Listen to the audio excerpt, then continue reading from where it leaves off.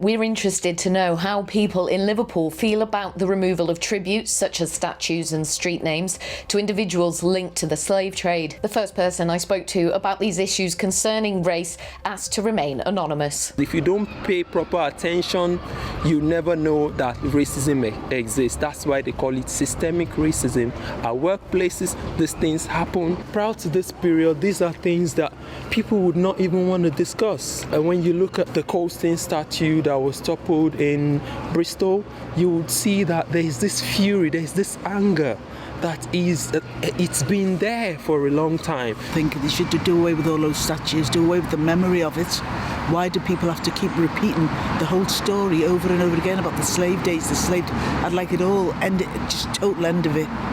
All those statues done away with, or put in a museum, or just do away with them. I think one of the surprises for me was just how much Liverpool was part of it. I always knew through the history of Liverpool that because of our port history, but I wasn't aware of the streets and the statues.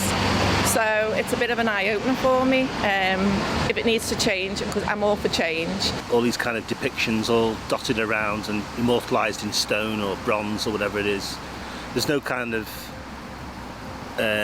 people that are kind of represented that are of colour, immortalised in stone or whatever, dotted around cities.